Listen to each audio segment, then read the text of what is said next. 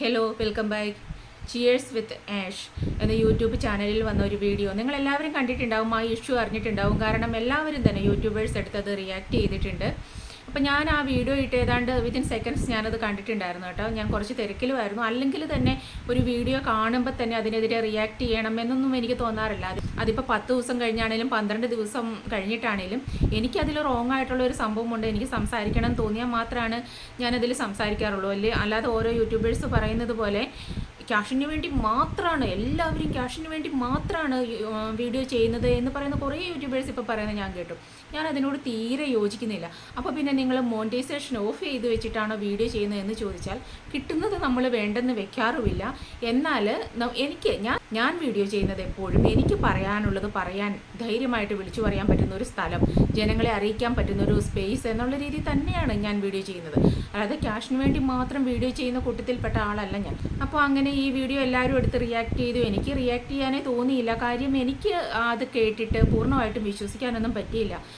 കാരണം ഒരുപാട് ആളുകൾ നോക്കി നിൽക്കെ, ഇപ്പോൾ സെക്യൂരിറ്റി അതുപോലെ ചുറ്റും ആളുണ്ടായിരുന്നു പറഞ്ഞു ഹോസ്പിറ്റലിൻ്റെ പിന്നിൽ വെച്ചിട്ട് എന്തോ മർദ്ദിക്കുമ്പോൾ.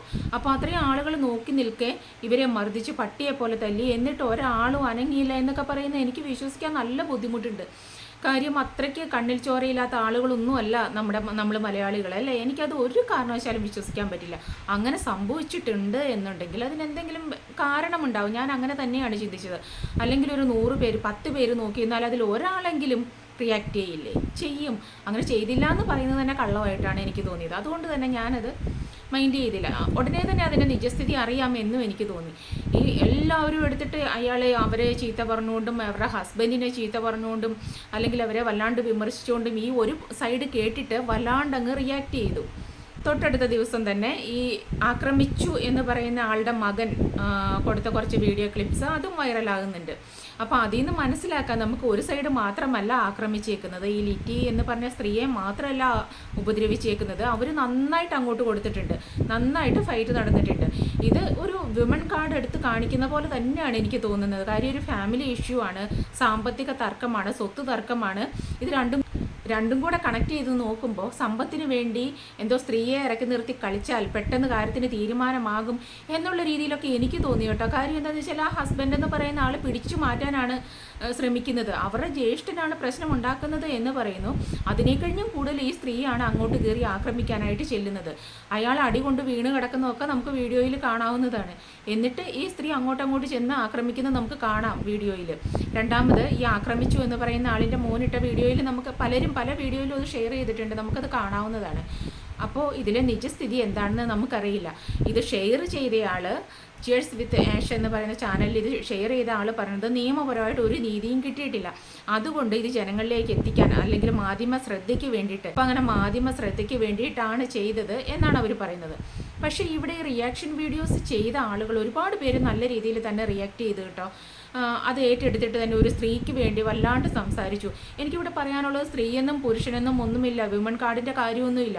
ആരാണേലും ആക്രമിക്കപ്പെട്ടാൽ അവർക്ക് വേണ്ടിയിട്ട് നമ്മൾ സംസാരിക്കണം. അവർക്കൊരു അപായം ഉണ്ടായാൽ നമ്മൾ 2 കൂട്ടർക്കും വേണ്ടി ഒരുപോലെ സംസാരിക്കണം. അല്ല സ്ത്രീയാണ്, 4 കുട്ടികളുടെ അമ്മയാണ്, 3 ആ പരിഗണനയൊക്കെ ഇപ്പോൾ ഒരു ബസ്സിൽ കയറുമ്പോൾ അല്ലെങ്കിൽ അതുപോലുള്ള സിറ്റുവേഷനെ നമുക്ക് കൊടുക്കാം. അല്ലാതെ ഈക്വാലിറ്റി എന്നൊക്കെ പറഞ്ഞ് വാതോരാ സംസാരിക്കുന്നുണ്ട്. എല്ലാ കാര്യങ്ങളിലും ഈക്വലായിട്ടുള്ള ഒരു നിയമവും സംരക്ഷണമൊക്കെ തന്നെ മതി 2 കൂട്ടർക്കും. അവരതിൽ ഇങ്ങനെ സംഭവം ഉണ്ടായി എന്ന് പറയുന്നുണ്ട്. പക്ഷേ ഈ കുട്ടിയുടെ ഹസ്ബൻഡിനെ പറ്റിയിട്ട് ഒന്നും മെൻഷൻ ചെയ്യുന്നില്ല. അപ്പോൾ സ്വാഭാവികമാണ് എല്ലാവരും ചോദിക്കുക ഹസ്ബൻഡ് എവിടെയാണ്, നിങ്ങളുടെ ഹസ്ബൻഡ് എവിടെയാണ്, അവരുടെ ഹസ്ബൻഡ് എന്താ ഇതൊക്കെ ചെയ്തപ്പോൾ കൈ കെട്ടി നോക്കി നിന്നോ, പ്രതികരിക്കാത്തത് എന്താണ്? അതൊക്കെ ന്യായമായ ചോദ്യമാണ്. ആരും ചോദിച്ചതിന് യാതൊരു തെറ്റില്ല. ആരാണെങ്കിലും ജനങ്ങൾ അങ്ങനെ ചോദിക്കും. കാര്യം ഹസ്ബൻഡിൻ്റെ ചേട്ടനാണ് മർദ്ദിക്കുന്നത്, അപ്പോൾ ഇത്രയും മർദ്ദനം 7 വർഷമായി അനുഭവിക്കുന്നു എന്നാണ് പറയുന്നത്. അപ്പോഴും ഈ ഹസ്ബൻഡ് എന്താ മിണ്ടാ നിന്നോ എന്ന് ചോദിക്കുന്നത് ന്യായമായ ചോദ്യമാണ്. പക്ഷേ ഇവിടെ റിയാക്ട് ചെയ്തതിൻ്റെ കൂടുതൽ ഹെലനോഫ് സ്പാർട്ട എന്ന് പറയുന്ന റിയാക്ഷൻ ചാനൽ നിങ്ങൾക്ക് അറിയാമായിരിക്കും. അത് ഞാനൊന്ന് കണ്ടു കേട്ടോ. അതിൽ അവർ പ്രതികരിക്കുന്ന ഒരു രീതിയുണ്ട്, ഒരു ശൈലിയുണ്ട്. നിങ്ങളുടെ ഹസ്ബൻഡ് എന്നാ മൊണ്ണയാണോ അതാണ് ഇതാണ്, നമുക്കതൊന്ന് കാണാം. വസ്ത്രം വലിച്ചു കീറുകയും ഒക്കെ ചെയ്തിട്ടുണ്ട്. ഭർത്താവല്ല കേട്ടോ, ഭർത്താവിന്റെ സഹോദരനാണ്. അപ്പൊ ഈ ഭർത്താവ് എവിടെ? Where is your husband? ആ മൊണ്ണേഷ് ഇവിടെ? ആ മൊണ്ണ ഇവിടെ അവൻ? സീരിയസ്ലി നിങ്ങളുടെ ഭർത്താവ് ഒരു മൊണ്ണയാണ്, ഒരു ശുപ്പാണ്ടിയാണ് എന്നുള്ളതിൻ്റെ വലിയ ഉദാഹരണമാണിത്. മനസ്സിലായില്ലേ? നിങ്ങളെ ഒരു സ്ഥലത്തും നിങ്ങളുടെ ഭർത്താവിന് പ്രൊട്ടക്ട് ചെയ്യാൻ പറ്റില്ല എന്നുള്ള നല്ല വിശ്വാസം നിങ്ങളുടെ ഭർത്താവിന്റെ ജ്യേഷ്ഠനുള്ളത് കൊണ്ടാണ് നിങ്ങളെ തല്ലിയത്. ഇവിടെ കുറ്റം പറയേണ്ടതും തച്ച് കണ്ണു വിളിക്കേണ്ടതും നിങ്ങളുടെ ഭർത്താവിൻ്റെയാണ്. എടാ നിനക്കൊന്നും സംരക്ഷിക്കാൻ പറ്റില്ലെങ്കിൽ കല്യാണം കഴിക്കാൻ നിൽക്കരുതടാ. അല്ലെങ്കിൽ ഭാര്യയുടെ ഒരു പില്ലറായിട്ട് നിൽക്കാൻ നിനക്ക് പറ്റില്ല എന്നുണ്ടെങ്കിൽ നീയെന്തിനാ കല്യാണം കഴിക്കുന്നത്? എൻ്റെ ചോദ്യം. സീരിയസ്ലി കേട്ടില്ലേ ഇവരുടെ സംസാര ശൈലി? ഹസ്ബൻഡ് മൊണ്ണയാണോ, അതാണോ ഇതാണോ, പിന്നെ എന്തിനാണ് കല്യാണം കഴിച്ചത്? ഭാര്യയ്ക്ക് പില്ലറായിട്ട് നിൽക്കാൻ പറ്റിയില്ലെങ്കിൽ എന്തിനാണ് കല്യാണം കഴിച്ചത്? എന്താണ് ബാക്ക്ഗ്രൗണ്ട് എന്നറിയില്ല, ഹസ്ബൻഡ് എവിടെയാണ്, എന്ത് ചെയ്യുകയാണ് എന്നറിയില്ല. അത് എവിടെ എന്ന് ചോദിക്കുന്നത് ന്യായമായ ക്വസ്റ്റ്യൻ. ഇത് ഹസ്ബൻഡ് മൊണ്ണയാണോ, അതാണോ ഇതാണോ എന്നൊക്കെ ചോദിക്കാൻ ഇവരുടെ ലാംഗ്വേജ് കണ്ടില്ലേ? പണ്ടെപ്പോഴേക്കോ ഞാൻ ഇവരുടെ വീഡിയോസ് കണ്ടിട്ടുണ്ട് കേട്ടോ, എവിടെയൊക്കെയോ കണ്ടിട്ടുണ്ട്. എത്ര മ്ലേച്ഛമായ രീതിയിലാണ് ഇവർ സംസാരിക്കുന്നത്. ഇതുപോലെ കുറേ റിയാക്ഷൻ വീഡിയോസ് ഉണ്ട്. ഇങ്ങനെ ആരെയും എന്തും വിളിച്ച് പറയാം, ഏത് രീതിയിലും സംബോധന ചെയ്യാം, അവരേത് രീതിയിലും അങ്ങോട്ട് കയറി അങ്ങോട്ട് അറ്റാക്ക് ചെയ്യും. അപ്പോൾ എനിക്ക് ചോദിക്കാനുള്ളൊരു ചോദ്യം, ഈ പറയുന്ന ആൾ, ഈ ഹെലൻ, ഈ ധന്യ എന്ന് പറയുന്ന ആൾ ഇതുപോലെ മ്ലേച്ഛമായ രീതിയിൽ പബ്ലിക്കിലിരുന്ന് പ്രതികരിക്കുന്നത്, ഓരോ വേർഡ്സ് ഉപയോഗിക്കുന്നത് നിങ്ങളുടെ വീട്ടിൽ നിങ്ങളെ സംരക്ഷിക്കുന്ന ആൾ മൊണ്ണയായതുകൊണ്ടാണോ? അദ്ദേഹം മൊണ്ണയായതുകൊണ്ടാണോ നിങ്ങളിങ്ങനെ സൊസൈറ്റിയിൽ വന്നിരുന്ന് പബ്ലിക്കിൽ വന്നിരുന്നിട്ട് നിങ്ങൾ ഇതേപോലെ മ്ലേച്ഛത തന്നെ ഇതുപോലുള്ള വേർഡ്സ് ഒരു ഉളുപ്പുമില്ലാതെ വിളിച്ചു പറയുന്നത്? ആരെയും എന്തും വിളിച്ച് പറയാം. ഇപ്പോൾ അയാളെ പറ്റിയിട്ട് അയാൾ സോഷ്യൽ മീഡിയയിൽ വന്നിട്ടില്ല. ഈ ലിറ്റി എന്ന് പറയുന്ന ആളിൻ്റെ ഹസ്ബൻഡ് സോഷ്യൽ മീഡിയയിൽ വന്നിട്ടില്ല. അദ്ദേഹത്തിൻ്റെ പ്രസൻസ് ഇല്ല. അദ്ദേഹം ഇവരെ ഉപദ്രവിച്ചപ്പം അദ്ദേഹം കൈകെട്ടി നോക്കി നിൽക്കുകയായിരുന്നു എന്ന് ആരും എവിടെയും മെൻഷൻ ചെയ്തിട്ടില്ല, ഒന്നുമേ പറഞ്ഞിട്ടില്ല. അപ്പോൾ സ്വാഭാവികമായ സംശയം ചോദിക്കുക എന്നതിലുപരി നിങ്ങളുടെ ഹസ്ബൻഡ് അതാണോ ഇതാ പറയൂ. എന്തൊരു അഹങ്കാരത്തോടെ ധാർഷ്ട്യത്തോടെയാണ് അവർ ഈ സ്ത്രീ സംസാരിക്കുന്നത്. ഇവർക്ക് എന്നിട്ട് ഇതിനെയും പിന്താങ്ങാനായിട്ട് കുറേ ആളുകളുണ്ട്. കാര്യം കുറേ പേര് ഇങ്ങനെ തന്നെ സംസാരിക്കുന്ന ആളുകളാണല്ലോ.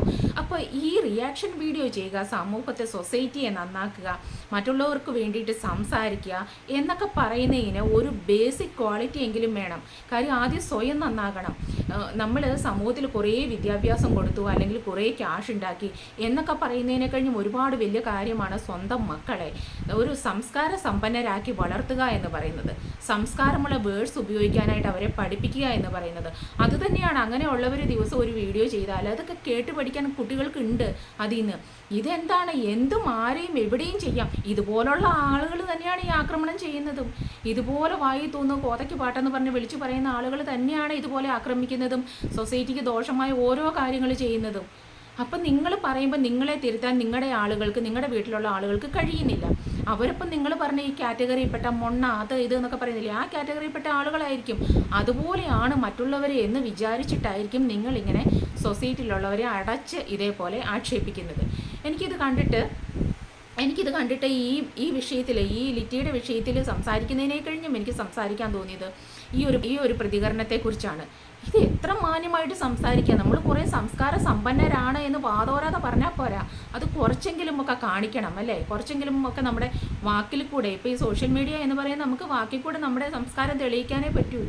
അതുപോലും തെളിയിക്കാത്ത ആളുകളാണ് ഇരുന്ന് മറ്റുള്ളവരെ വിധിക്കാനായിട്ടിരിക്കുന്നത്. ഇപ്പോൾ ഈ ലിറ്റിയുടെ വിഷയത്തിൽ തന്നെ ഞാൻ പറഞ്ഞില്ലേ, വിമൻ കാർഡ് ഇറക്കിയതുപോലെ എനിക്ക് ഫീൽ ചെയ്തു. ഇനി സത്യാവസ്ഥ എന്താണെന്ന് രണ്ടുപേരുടെയും വീഡിയോസൊക്കെ വന്നു കഴിഞ്ഞിട്ട് അതേ നമുക്ക് പറയാൻ പറ്റുള്ളൂ. ഇപ്പോൾ ബ്രസ്റ്റിൽ പിടിച്ചു എന്നൊക്കെ പറയുന്നത് അതിലൊന്നും എനിക്ക് ഒട്ടും അംഗീകരിക്കാൻ തോന്നില്ല. കാര്യം എന്താണെന്ന് വെച്ചാൽ ഇവർ അങ്ങോട്ടും ഇങ്ങോട്ടും ഫൈറ്റ് ചെയ്യുന്നുണ്ട്. അപ്പം ഒരു പക്ഷേ അറിയാതെ കൈ കൊണ്ടിട്ടുണ്ടാവാം.